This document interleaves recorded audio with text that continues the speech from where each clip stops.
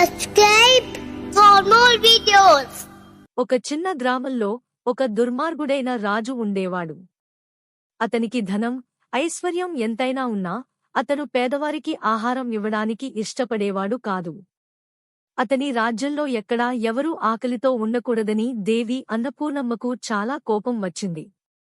ఒకరోజు ఆమె ఒక పేద అమ్మగా రూపం ధరించి రాజు దగ్గరకు వెళ్ళింది. మహారాజా, నాకు కొంచెం అన్నం ఇవ్వగలరా? నా పిల్లలు ఆకలితో ఉన్నారు అని అడిగింది.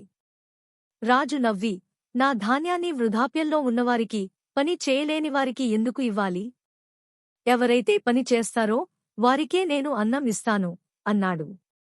అన్నపూర్ణమ్మ ఆగ్రహంతో, అయితే నీ రాజ్యంలో ఇక ఎవరికీ ఆహారం దొరకదు అని శపించింది.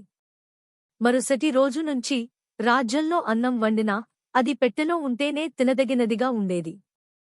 ఎవరు తినాలనుకున్నా అది రాయిలా మారిపోయేది. రాజు గాంభీర్యం తెలిసి భయంతో అన్నపూర్ణమ్మను ప్రార్థించాడు. దేవి, నా తప్పు తెలిసింది. దయచేసి నా ప్రజలకు అన్నం దయచేయి అని కోరాడు. అన్నపూర్ణమ్మ సంతోషించి, అన్నం ఒక పవిత్ర వస్తువు. దాన్ని ఎప్పుడూ వృధా చేయకు, పంచుకోవాలి అని ఆశీర్వదించింది. నుంచి ఆ రాజు ధర్మంతో పాలించాడు. ప్రతి ఒక్కరికీ అన్నం పంచాడు. అన్నపూర్ణమ్మ ఆశీర్వాదంతో ఆ రాజ్యంలో ఎప్పుడూ సంపదలు నిండి ఉండేవి. కథానీతి: అన్నం దేవుడు, దాన్ని పంచుకోవడం పుణ్యం.